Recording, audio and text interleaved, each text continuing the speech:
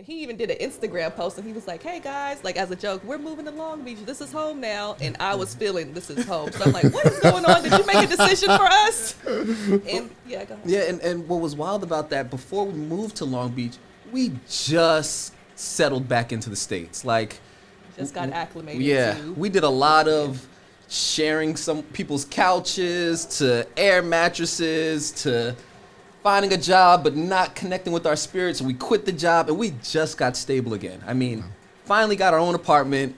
We even had a cat. That's when you know you're stable. You know what I'm saying? Plants, cat, like we were good. So then we do it all again. Yeah, Come to sold Long everything again and moved to Long Beach and back on the couch. But this time we said, okay, we're going to focus. I'm going to do Reiki. You were going to figure out if you want to do wellness coaching. And it was still flowing. Clients are...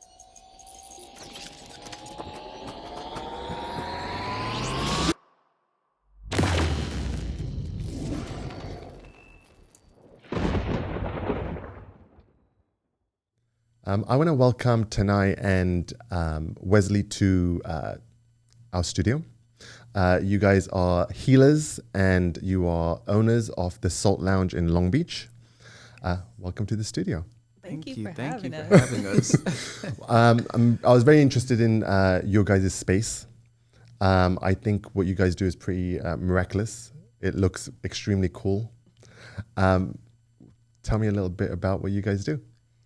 Well, the Salt Lounge is a space for relaxing and rejuvenating the mind, body, and spirit. We started because we just had 2 little Himalayan salt lamps on our nightstands, and we used to both work in corporate jobs, and we noticed the difference in the energy when we turned those lamps on. And for people who don't know what the salt, that's the orange one. I have one at home, but it's the orange one with a light inside it, right? Yes. Yeah. And so it helps convert negative energy into positive energy. It helps clear your respiratory system and just overall like set the vibe for a relaxing experience. So we knew that we had to create this space for mind, body, and spirit. Well, but before you were doing that, like when you were doing your corporate job, like were you looking for something to relax you a little? Like how did you fall into like the thought of it, the idea? Let's go to the idea first. Yes. Stress the hell out, basically. Stress the hell Corporate out. America, right? Yes, corporate America. And we needed to let go of everything. So actually for our honeymoon, because we were on the path of the white picket fence, all of those things. We were about to buy a home. Wes was getting a promotion. I was doing pretty good myself. And then we said, this is not right. Like, this is not sitting right with our spirit. I was going home crying. Yeah, we were going home crying. And that's the thing. I think we were so caught up in the rat race that we were ignoring all the signs. And when we ignored all the signs, before you knew it, the tank was empty. There was nothing left to give. And then that's when the anxiety started kicking in. That's when breakdowns started to happen. You could ask Tanai, prior to this, you know, before taking this journey, I wasn't much of a crier. I didn't share my feelings, emotions, you know. But I had this corporate job, and on paper, everything I wanted, Tanai, everything she wanted, we had it. Beautiful place. It was beautiful, everything. But I just realized, you know, as I put on my work clothes in the morning, I never forget, Tanai was making me breakfast. I was watching Sports Center. That's how I like to start my day. Put on my work clothes and just busted out crying. And this is probably the first time my wife, was my girlfriend at the time, seen me cry. So I'm trying to wipe my tears and act like it's allergies. Like, what's going on? But I had experienced it myself because I felt that I was out of alignment with my job. And that's when I started to develop anxiety and have panic attacks. And once I removed myself, it got a little better. So we said, okay, for our honeymoon, I would kick around the idea, what if we just never came back? We were going to Bali for our honeymoon because we wanted to start it off with like a spiritual foundation and where can we go to deeply connect with each other before we start this journey like of life. So we sold all of our things and we decided we're not coming back. That was the plan. So you literally just packed everything up, sold everything and just disappeared. That was our plan. We didn't have an agenda. We didn't have a real plan. We just knew we'd start in Bali and we'll figure life out from there. We told everybody for our wedding, don't buy us anything. We don't need another blender, anything. We just need support for our trip to Bali. We didn't even tell anybody we're not coming back. We're just going to Bali and going to enjoy it. Wow. And so we started to record everything and we started to sell everything and we got a one-way ticket.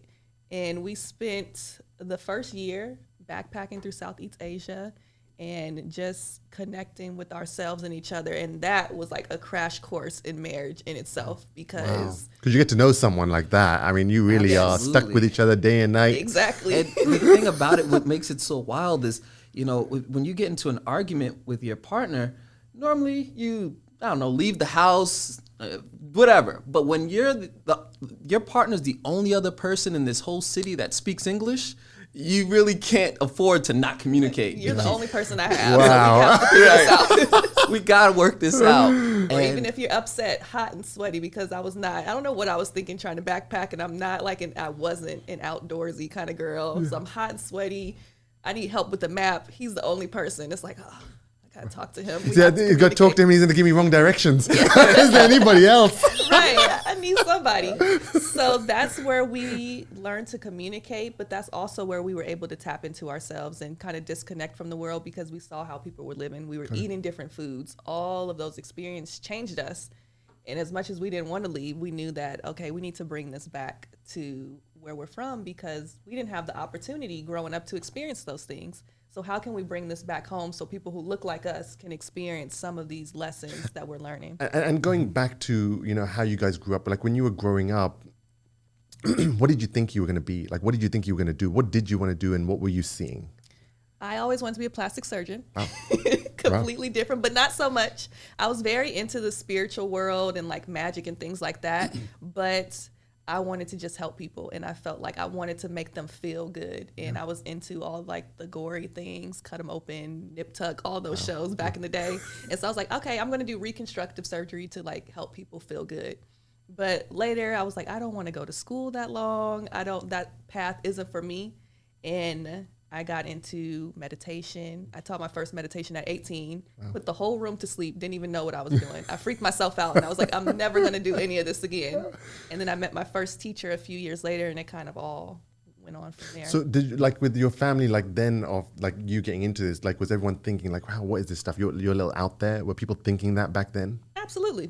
No one in my family does anything like this. Now I'm finding out as I tap into, they're like, oh, I actually see spirits, or I actually hear things. And it's like, if you would have told me that, that would have helped me so much. But I was the lone wolf, and same for you. Yeah, and that's the thing too, because growing up, I didn't have opportunities to really be able to explore, you know, and tap into my intuition. The focus was just always, for me, providing, you know. My dad passed away when I was a lot younger, so it was my mom, my grandma, and I. And so entrepreneurship is something that's always been close to my heart. And it wasn't until my dad passed away, I missed him dearly, and I knew there was a way to connect with him.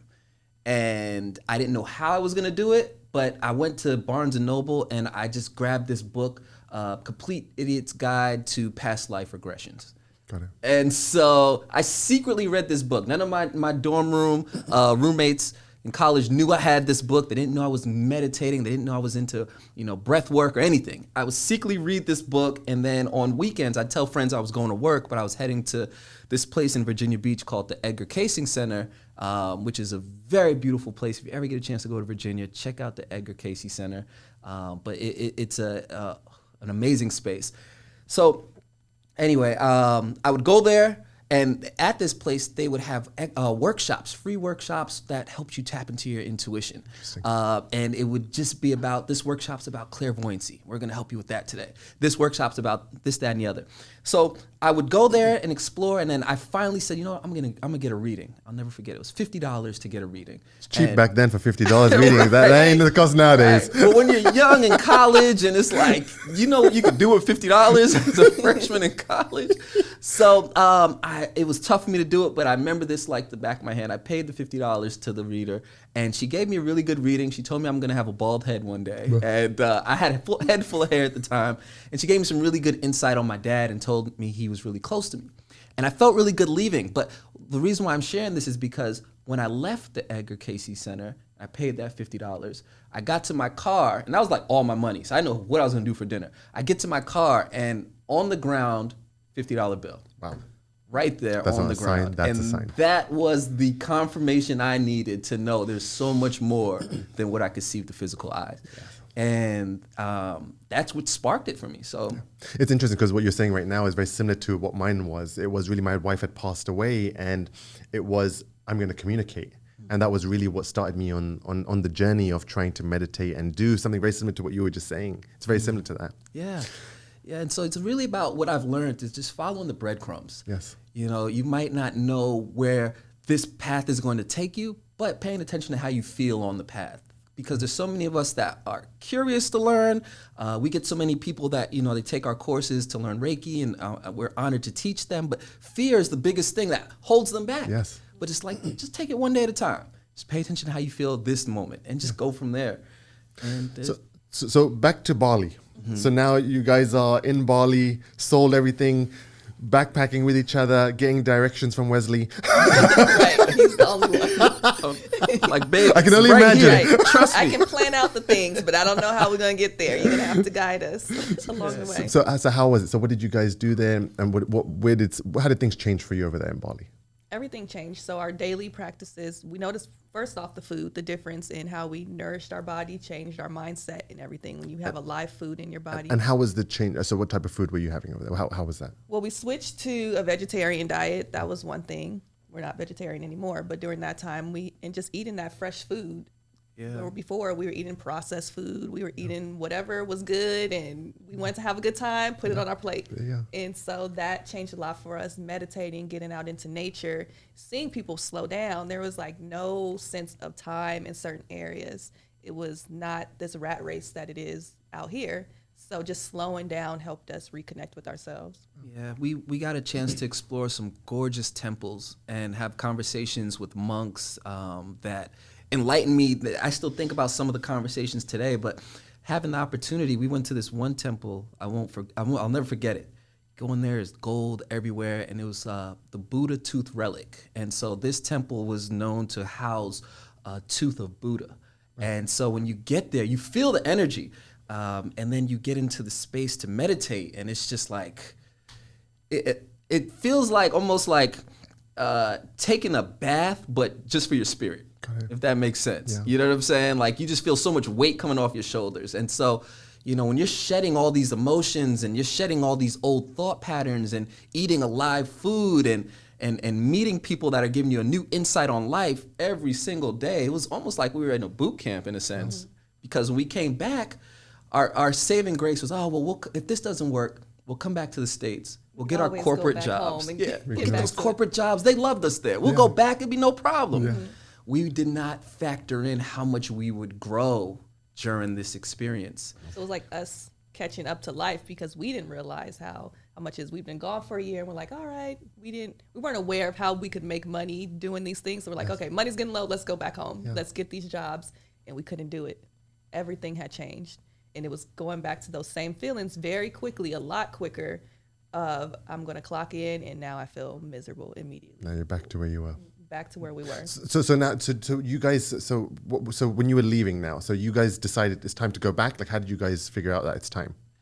No money. Yeah, we ran out of money. Ran out of gas. Yeah, running out of money. We literally, I never forget. We were in Italy. We were in Sicily. Yeah, because we started to move towards. So you went from Bali to somewhere else? Yeah, we went to Bali. Okay. We went to Thailand. We went to Singapore. We went to Dubai for a little bit. We went to Italy, all throughout Italy. Yeah, we started in Rome, and then we backpacked all the way down to Sicily, then from the east coast of Sicily all the way to the west coast of Sicily. Yeah. And spending like weeks in like different cities throughout Southeast Asia, and then when you get to Europe, it gets a little more expensive. So that's when we're like. You guys must have been a little nervous though, like being in foreign lands. I mean, most people trying to leave, being comfortable here in the U.S., going from Bali to Sicily to all these different places, there must have been some nervousness in you of who's bad, who's good. Like there has to be a little bit of edginess.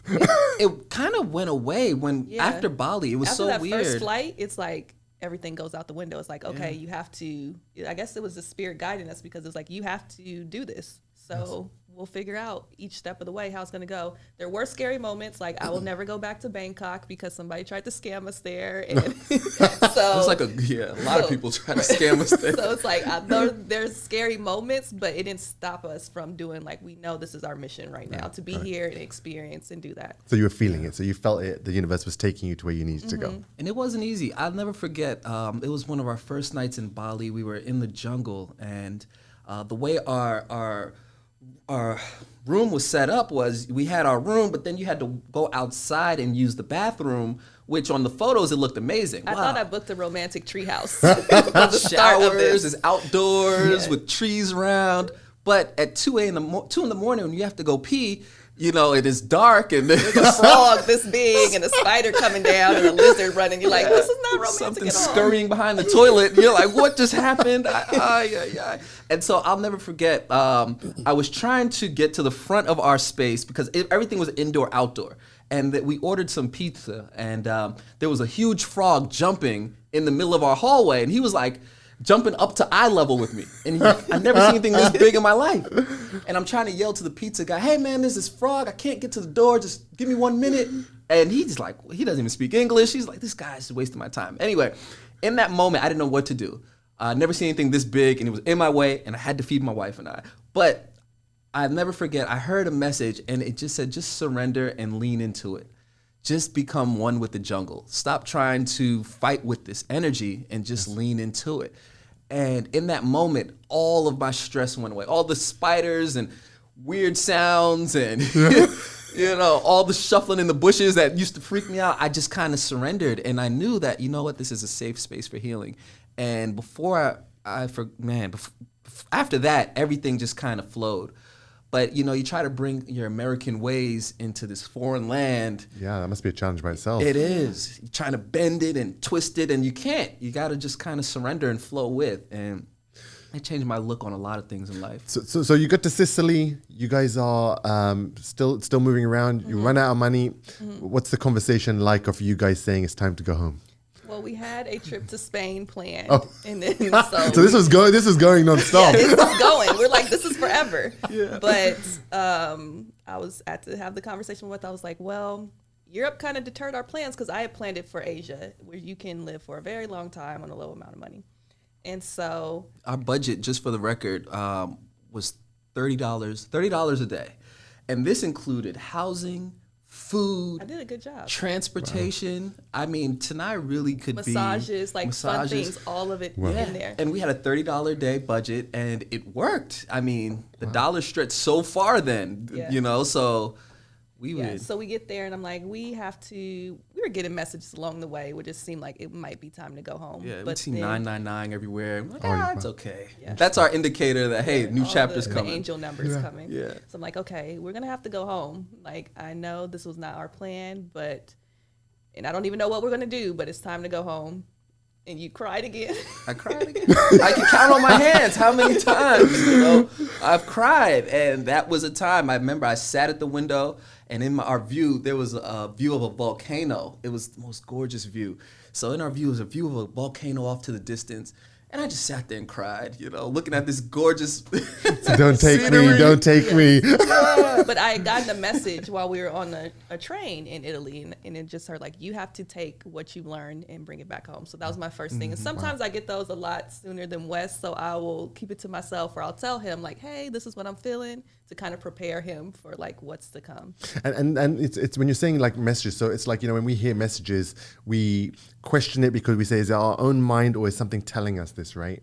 And then is that the reason you didn't want to share it? Because a lot of people feel like that, like they feel something, say, should I say something? Should I not go down there? But I'm just walking.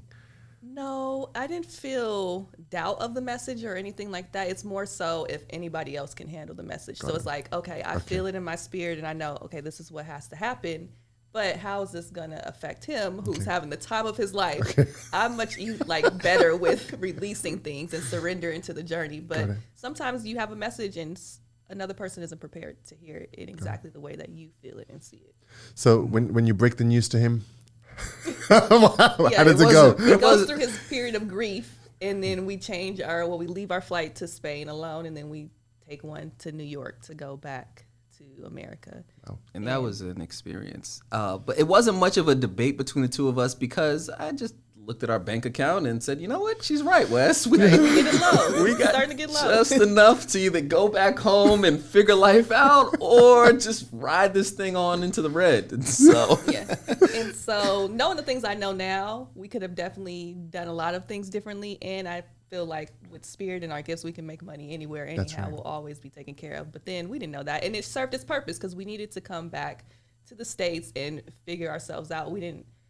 We'd meditated, but we didn't give any of these gifts or share them with anyone else. So when we came back, that's when we started to learn Reiki and all kinds of things. Okay, so you go to New York first, and how do you get back here? So how do you come back to Long Beach? Like, what's that journey like? So we kind of do a tour of stops. Like we had moved to Texas. It keeps continuing, just a lower level continuation. Just lower level. We met a friend there. We moved to Texas for a little bit. We went back to Vegas. And Vegas is actually where we learned Reiki because my hands started heating up. Yeah. And I didn't know what to do with them. Interesting. And they would swell up. My feet would get swollen as well and red and hot. And I was like, what is this? I would pull cards and say, get into energy healing. I was like, I don't know what this is. And I don't even know if that's real. But suffering, like on the kitchen floor, like putting my hands like in the freezer on the floor to like cool these hands off.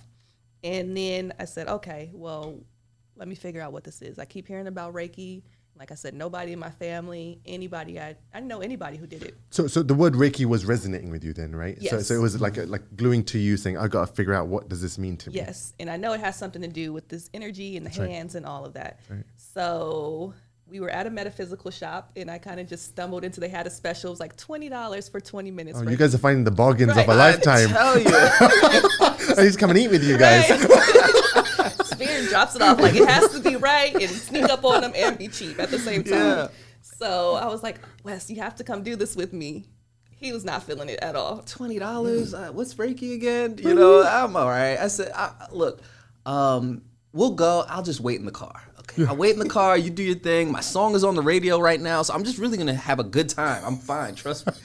But what was crazy about that experience, she drags me in there, right? Drags me into the shop. He had to come. I was like, if I go down, you're going down too. Like, I don't know what's going to happen. And we've been doing some wild things traveling. So that was the worst that could happen. So we get into this metaphysical shop in Vegas. And when we go in there, one of the practitioners takes Tanai and goes into a suite. Another practitioner takes me, goes into another suite. So they split you up already, huh? Split us up already. That was not the plan. It split us up. Last time we got split up, we were in Bangkok, and that's Yeah. when we got scammed really bad. So Like, here we go don't again. do good splitting up. So anyway, within probably the span of 25 minutes, crying again. Man, now we can count. This is the third time. This is nuts, a change. right? This is a change. And so it was life-changing for me. The Reiki session that I had really opened my eyes to so many questions that were underneath the surface, and it broke through so many layers for me. And they're doing Reiki on you guys, right? Or is this Yes. a class for you? It was on us. Okay. Yes. Okay. So he had the experience I wanted. Yeah, I was I ready come for the out of- life-changing experience. He's floating on cloud 9. In my session, it was just like, it was okay. The girl's very like generic and like, oh, practice self-love and take a spiritual bath. And I'm like, that's not what I wanted. Like, that's not what I wanted. Yeah. I go home, I take my bath, I take a nap. And when I wake up in the morning, I immediately feel different. So I'm like, oh, something happened there. Yeah. But I felt like myself, and I felt like I was at home. Like, Was it like an emptiness? Like you're feeling light? definitely lighter, but a knowingness? Because before that, when we got back home, I was like, what am I gonna do? I don't know what to do with my life now. Like, So now you guys are back in Long Beach, or are you guys? we're in Las Vegas Las right Vegas, now, okay, so okay. we're not to Long Beach yet. We didn't know anything about Long Beach. Yeah. And so, but there was a sense of knowingness, like, this is what I need to do. My hands weren't hot anymore. Everything just was like flowing. Whereas before it was that trapped energy trying to get out and flow. And so I said, okay, I'm going to learn Reiki. And I went to my first class, and that felt like very much like home. And I was like, this is what I need to be doing. Because I was already reading cards and like meditating and all, like as many spiritual things I can get my hands on. Yes. I was doing the yoga, all of that. And I was like, this is it. And it kind of just opened the door to so many things. And it was like uphill from there. Wow. And yeah, I always tell everyone that first experience for me was a lot different because I think I had to have that ground shaking, OMG, this is real. Yes. Because with me, that was cool. Let me get back to doing what I'm doing. But that really changed everything. And the way I could describe it was, you ever watch the Olympics and they're doing the hurdles, they're sprinting, see a hurdle, they jump over it, keep running. Before that first Reiki session, I would be that runner who would crash into every hurdle. The guy knocks it down and we put you on like, let's have a good laugh. Rolls over. It looks bad. I got to brush myself off, catch my breath again. And do the same thing again. Right. See another hurdle, I'm crashing into it again. After that Reiki session, I felt like I could see the hurdle, prepare for it, jump over it, and not even break a stride. And that was something that I had never experienced before. And it just made so many things more clear for me. And so, yeah, it was interesting to see. And so Tanai decided to learn Reiki. And we were working out of our living room. And he was doing, we didn't work together, but we did. So we work on clients and he was working on the outside, inside. So he was doing wellness coaching and helping you learn how to nurture your body because that was his experience with his father. And then I was working on the emotions and helping you release those so that you can get, so I was inside out, he was outside in, but we still were kind of doing our own thing. Yeah. And we had clients coming every day, back to back to back to back to back. And we're like, okay, this is flowing in a different way. Yeah. And then Long Beach starts knocking. So my mom moved to Long Beach. I had never been there before. And we came to visit one time and like, this place feels like home. We know what home feels like now in many different ways. And this is you trusting your intuition, in trusting the feeling and saying this feels right rather than just seeing it and says, that sounds like Long Beach. It's the feeling, right? Yes. Because with us, when seeing it, that's not enough. We're like, all right, that looks good. But if I don't feel it in my heart, feel it in my whole body, then it's not happening. I don't care what it looks like on paper. It's not happening. And he even did an Instagram post and he was like, hey guys, like as a joke, we're moving to Long Beach. This is home now. And I was feeling this is home. So I'm like, what is going on? Did you make a decision for us? And yeah, go ahead. Yeah, and what was wild about that, before we moved to Long Beach, we just settled back into the States. Like, just got acclimated. Yeah, we did a lot of sharing some people's couches to air mattresses to finding a job but not connecting with our spirits. We quit the job and we just got stable again. I mean, finally got our own apartment. We even had a cat. That's when you know you're stable.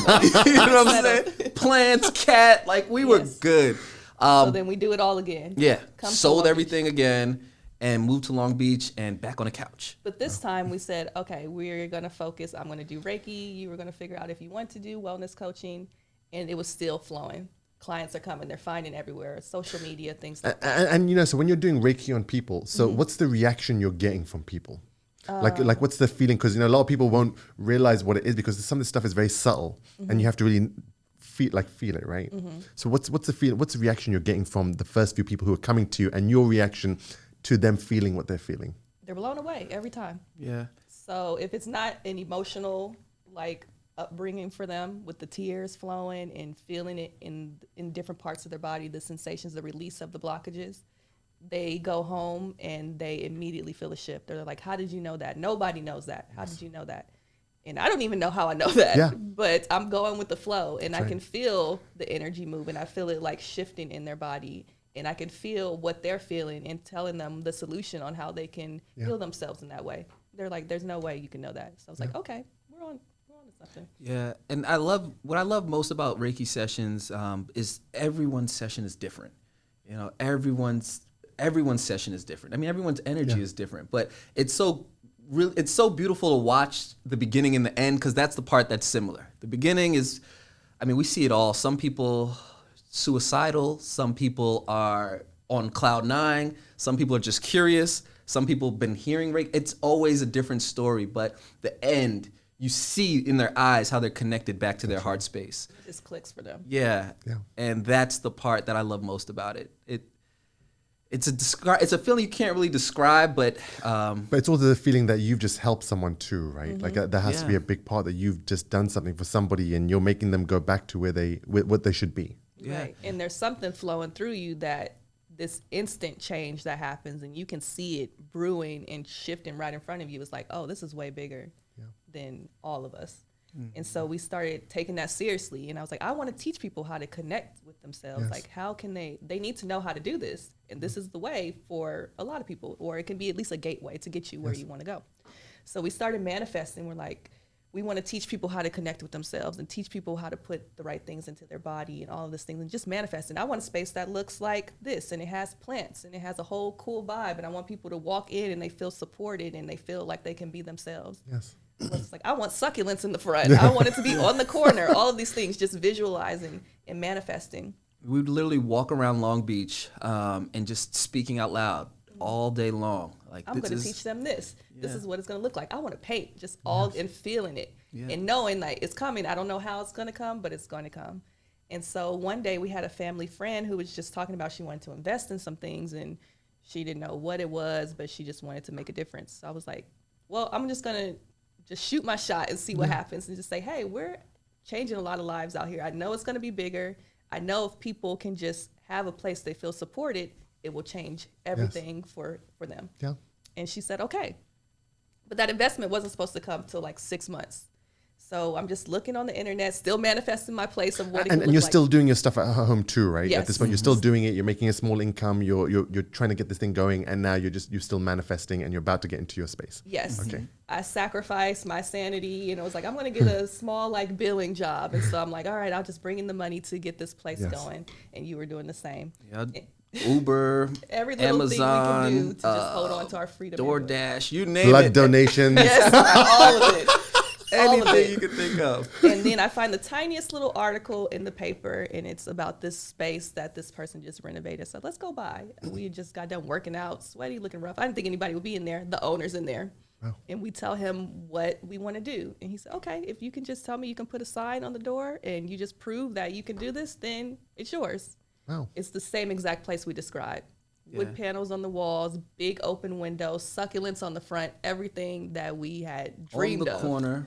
And we're gonna put some pictures up in a second as well. Awesome. Awesome. And we actually went to check out a smaller space, and it was like the cheapest place in like just one long like room. And he's like, let me show you this one on the corner. And we're like, I don't know about the corner. Like, I know that comes with the price, but everything was perfect. And so we're like, okay, we'll take it. We're going to start working on it. Every dollar went into that. Painting everything ourselves, plants, everything. We're building IKEA projects in there because we want to make it look beautiful, but we need to start now. Yeah.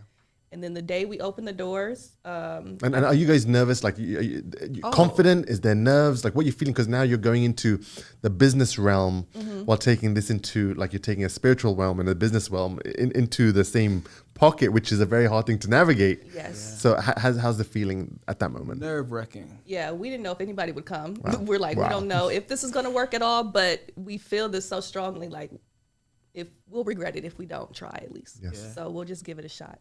And so our investment comes later, but we're already done with the place. So it's just like supporting money at that point. And then the day the doors open, I get laid off from my job. Wow. Yeah. And And so that was kind of like Was it laid off and there was $100 bill on the floor while you guys are going? Nope. Oh, Nope. I'm surprised because I would have expected that.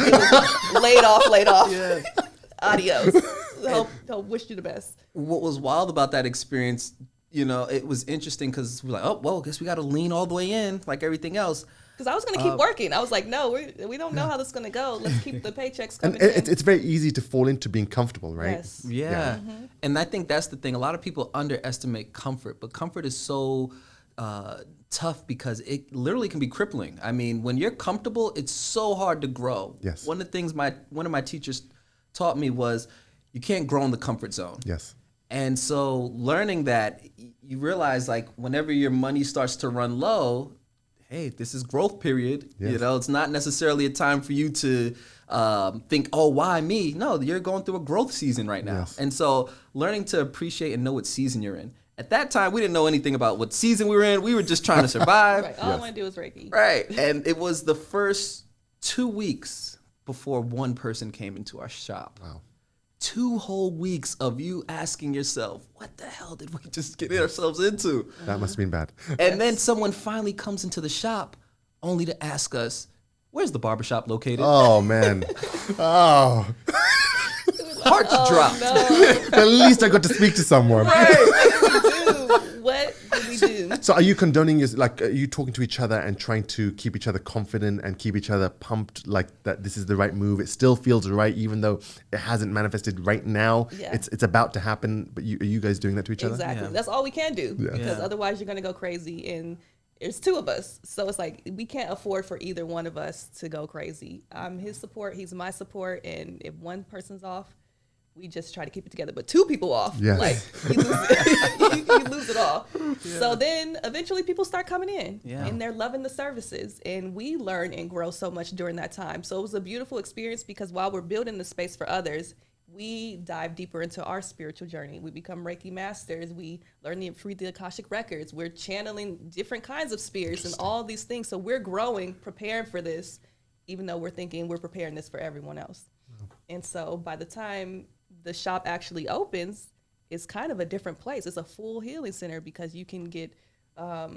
healing from the other side. You can get Reiki. You can do meditations. We're hosting workshops. It's like fully developed. And that wasn't something that we planned on. We thought that, people will love it. But we had to start expanding because we had to figure out how can we start, bringing people into our space. Yes. And these are all things that we were healing and we were learning within ourselves. And at first we were going to do meditations for free because we're like, oh, everyone meditates. We meditate every day, everyone.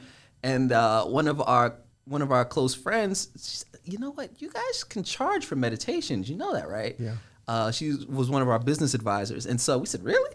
So we decided, let's do a full moon meditation. What's the worst because that was second nature. Like, this is our life. Like, we do this every day. Who's going to pay for this? Like, you can just turn on an app or you can just sit there quietly. It's interesting how you contemplate that, right? But it's true because you feel like you want to give the most and you feel guilty about charging people for something that we should all know. Right. Yeah. But we don't know. Right. That's the thing. Yeah. That's exactly what she told us. But people don't know this. And that's why you're here, to show them the possibilities. And it just one full moon meditation. I think the first one was like, we had 8 people come. We're like, So did you advertise the meditation or you just put a sign out saying, hey, everybody, we're going to be doing a meditation? How did you actually get the first group? We advertised it because we said we have to be us. We have to look like us. We had this one, like, going into it, like, I'm not going to be the person who's like on the mountaintop and the flowy, all this. If that's you, that's perfectly fine. But we're like, that's not us. Like, we want to sound like us. We want to dress like us. So our motto was to always be authentic to ourselves. And so we put a sign on the wall that said salty AF. Yes. And people were like, he was so apprehensive. He was like, no, people are going to cussing, all that. I'm like, no, we have to be us. We have to do it, us, each step of the way. So we advertised the meditation. And I think the first time it was like maybe 10 people, 12 people. Yeah. And then it just... Yeah, we were very excited about that. Yeah. We're like, this is wonderful. 12 people came. We That's hug. Great. Up and down. Keep giving the high fives. Right.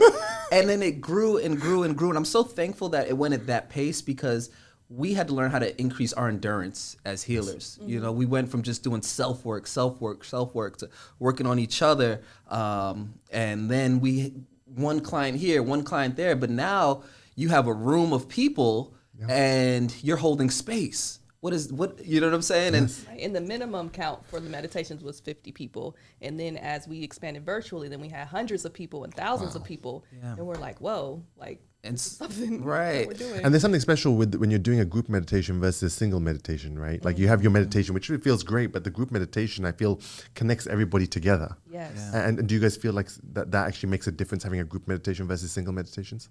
Absolutely. And we even channel before to see, because we know everybody's connected, what's the common theme of this group? Interesting. Everyone comes for the same reason in that moment. Everybody's experiencing similar things and are all coming together to heal in this space. And when there's power in numbers. So when they're all there for this with the same intention, that energy is amplified. Yes. And it changed people in those moments, and people felt free. They're crying and they don't care that somebody's next to them. They're expressing what they're going through, deep, deep things, and they're sharing it in a room with 50 plus people, and everybody feels at home. Wow, that's amazing. So, with some of the service that you guys offer over there, like, back to how we're seeing, like, how people come in, someone comes in who's suicidal, struggling at work, and some of the stuff that you offer them at your place, like, what sort of changes do you see, like, from some of the service, some basic service, or people who are apprehensive about trying this? Well, we start first. It's called the Salt Lounge because we're like, what's the easiest way to get someone in here and get them to connecting with their spirit, but they aren't intimidated. So we have a salt room, and it's 550 pounds of crystal infused salt on the floor. It's great for grounding, clearing your energy, pausing, relaxing, the respiratory system, all of that. So if you can come in and you don't know why you're here, but you don't feel good, go to the salt room. Go to salt because you'll slow down. And we're going to post a picture of that too. Thank you. You'll slow down, you'll ground your energy, and just being in that silence, sometimes everything comes up for you. And then you can know, okay, I'm stressed out. My job is terrible. Okay, so there, then you need this next, or you need this next. But it's just the silence is the first So thing. the salt room, going in there and you see people go in and come out, how are they feeling after they come out of that? A lot of times it looks like just like 10 pounds were taken off their shoulders. Like I normally, as soon as I see them come around the corner to greet me back at the front, you just see, it's like a lot of times they're just kind of glowing back to the front of the store. And that's the common thing I see. Yeah, and we charge our room up with Reiki. So that's like the difference. You can go to all the other salt rooms, but we put all that love and good energy in there. So it's like, you're going to get this either way. As soon as you walk in the door, you're going to get it. And I'm going to say Reiki. So like when people who don't understand Reiki, what do you explain Reiki as? So Reiki is channeling life force energy. I say, allowing love to flow me through you to help raise your vibration in whatever way you need it at that moment, mentally, emotionally, spiritually, or physically. And that will help you release blockages. That will help you connect with your own emotions. That will help you accelerate your growth and your ascension experience. But you have a good way of sharing how. I always tell everyone, you've done Reiki before. We've all done Reiki before. It's one of those things that's a part of all of us. And so I always get, Wes, what do you mean? How? When have I done Reiki? And I always refer back to a time when you were young and you had a stomach ache. And you just took your hands and placed it over your stomach. Then your stomach ache went away. That's right. Or a time where you might have been in class and you got a headache. You just took your hands and placed it over your head. That's right. And then that headache went away. Interesting. That's Reiki. But when you work with a Reiki master or a Reiki practitioner, we're able to actually identify these blockages, identify these energies, and use it in your favor to help raise your vibration, to help promote clarity, to help relieve pain, whatever it is that you need in that moment. We're able to use that energy and get you to where you need to get to. Give you insight. Like, the stuff that comes through is very specific, and it could be things that you don't even realize. Like, maybe this partner isn't good for you, and that knowingness, like your body, your spirit knows that, and now it's stuck in your hip, and you're like, That's why right. is this hip? And then That's you're right. gonna go get all this surgery, and it's like, no, you need to put yourself first and release this person that's not assisting you in your path. And for some reason, like, people find it difficult to understand that the emotional problems that they have are connected with their body. And I think that, I don't know what it is, if it's a new society right now of believing that you have to physically see it to feel it, but people don't realize that it does get trapped in your body, or the heart, or the lungs, or the liver, or wherever the problems are. And the Reiki, or the energy that comes out, is like you feeling the heat from the person's body, right? Yes. Yes. And so we teach people, because we teach Reiki now. We actually have a whole healing academy called Soul Work Academy, where you can learn a lot of these things. You can learn how to meditate. You can learn how to use your intuition. You can learn Reiki. And we have a whole chart that says, oh, if you have shoulder pain, this is what's going on. If your knees are hurting, this is probably what's going on, because you need to identify what those things are quickly, and then you can shift the energy. And this all started because we had to learn this for ourselves. And that same place that I told you about, that where we got our first Reiki session, we also got our first aura photo there. Yes. And I saw my aura photo, Tanai looked at hers, I looked at mine, like, oh, this is so cool, wow, look at all this. And then the lady looks at my photo and says, actually, sir, you have a lot of blockages. That's not that cool, actually. I said, really? Yeah, look at the photo over here and over here. You see how this is like, and she's breaking this down to me. And she said, you absorb too many people's energy. And it's affecting your creativity, it's affecting your expression. I mean, by the time she was like done. a giant wall in his photo. He's like, look how bright it is. It's like, no. By the time she was done, I kind of took that photo, just put it in my pocket, and all right. But it showed me I needed to do the work. And when I got that aura photo, I had so much pain, like just in my shoulders alone. And I didn't know at the time I was holding so many other people's stress on my shoulders. Yes. That was physically giving me pain. So I had to learn, how to protect my energy first so I could stop absorbing everyone else's. And it's tough for those who have a big heart. You know, if you have a big heart, you just, without even second guessing it. Taking on people's problems. Exactly. And if you don't know how to handle that correctly, that can be very dangerous on yourself. Yes. So...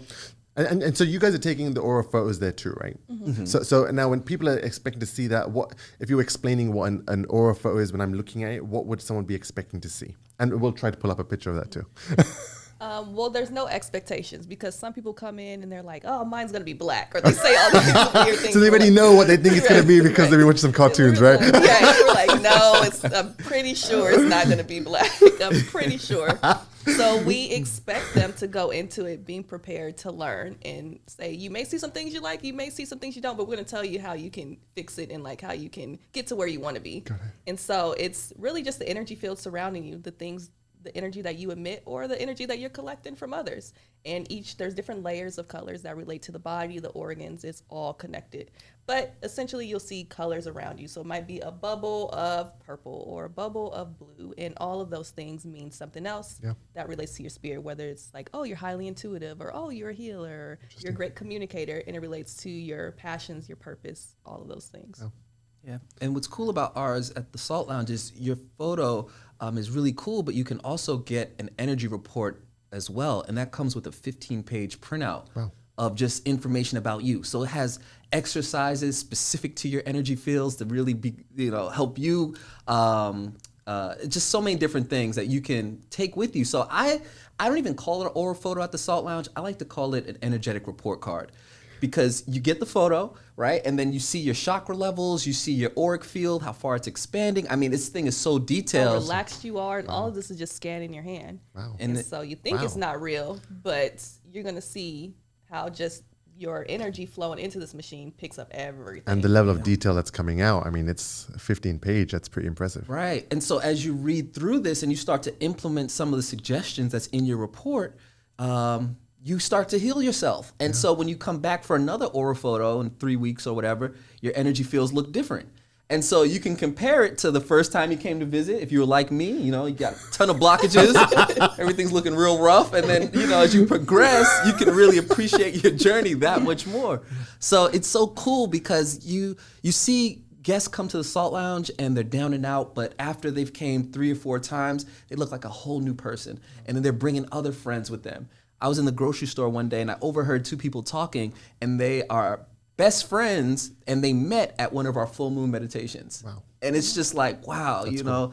Just seeing how this thing has grown bigger than Tanai and myself, it makes, it really makes you feel like, just good. Now, and we would mention this earlier, but I find it amazing that both of you, so this is such a small amount of people. Well, there's a larger growing volume of people who are awakened with this information.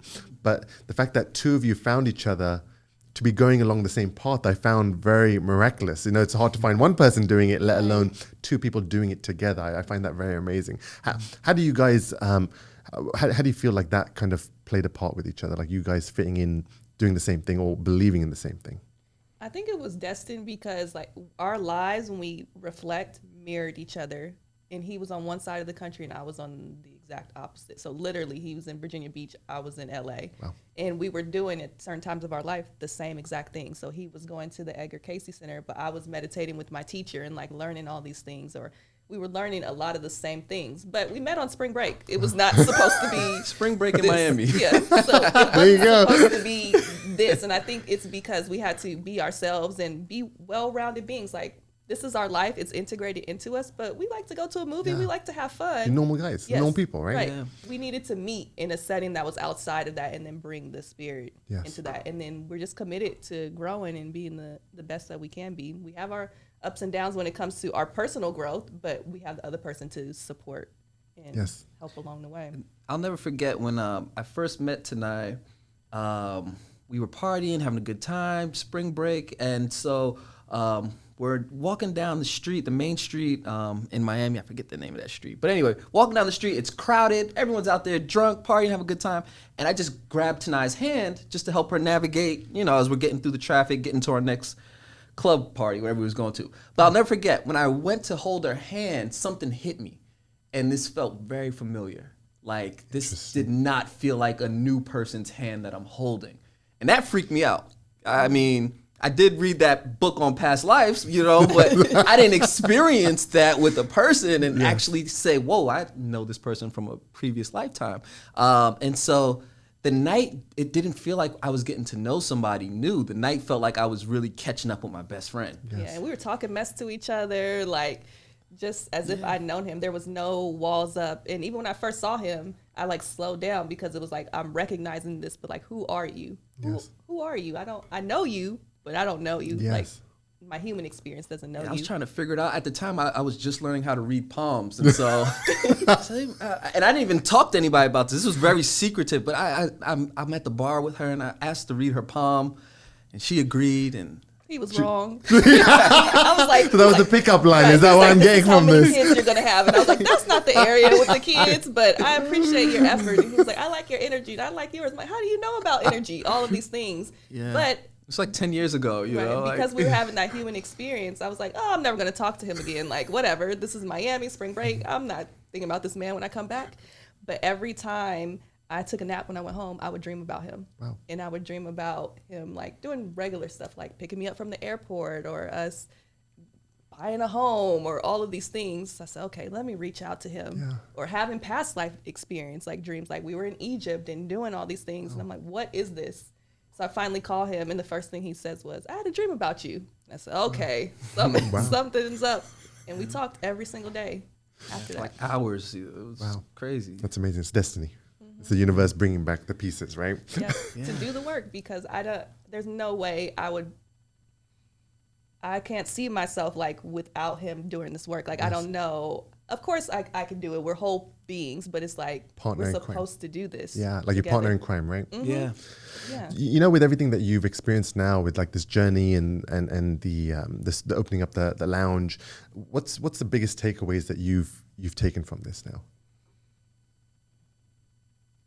Must be a lot because there's so much that's happened to you guys. Like, you know, but there's things that really have stuck to you, like, you know, leaving the corporate world and like what's the thing that you say that, you know, people should realize or that you've taken from people? Well, I'd say one of the areas that I think I've shifted the most within myself was leaving the country. I was a person who pursued a paycheck. You know, that was the guy I was. But coming back and really diving deeper into more of like, you know, what's important to me, I'm really all about purpose. Yes. And that's one of the things I lead with. You know, it's more so pursuit of purpose versus pursuit of a paycheck.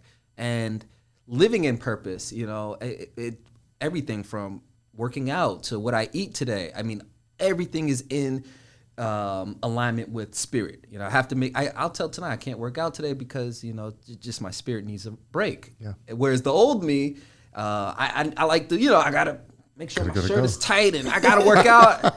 But no, if my spirit needs a break, I'm gonna sit still today. And doing that, I noticed that it'll look like I still worked out, which is weird, you know. But again, I'm working with the energy more so now than ever, and I find that everything that's for us comes to us. Yes. And so those days in the beginning of having the Salt Lounge, trying to figure out why isn't anyone in here, you know what? It's because you're growing right now. You need to nurture this space in here because the community is going to be in here eventually. But right now, you need it. So it's really for me just learning how to honor my energy. Yeah. That's been the biggest takeaway for me, and seeing the rewards of honoring my energy. And now I can't live any other way. Yeah, I would say trust in yourself all the time, because if we've told people the things we're going to do, and if we let their fear that they're projecting onto us stop us, then we wouldn't experience half the things. Like, nobody's going to be like, yeah, sell all your things and go, especially not then, not your family. They'd be like, okay, well, you may want to save. It's all fear led. Or, oh, I'm going to open up this wellness center. And if we didn't have that faith in a higher purpose or the spirit just telling us what to do or trust in ourselves, we wouldn't be, who knows where we'd be back in Vegas, working corporate jobs, miserable again. And then also knowing that this is like bigger than us. So the importance of taking care of yourself, because people are literally coming to you asking for help to how they can change their lives based on your life. And so they see you and they're inspired. But if you aren't doing the work, people can also see that too. They can see right through that. And it's just so important to realize this is bigger than you. I love the journey. I love the universe guiding you guys, and I want to thank you guys for coming and sharing this with us. It's been very inspiring and enlightening, and we're going to post your details so anybody who wants to go and take a look at your place, hopefully you'll get you some guys in there. Yes, thank Thank you so Thank much. you very This much. is a great convo. I love anytime we can talk about anything like this. And I'm like, somebody who loves this just as much as we do. When season 2 comes, then we're going to be bringing you back. Yeah, get down. Anytime. Thank you very much, guys. Thank you.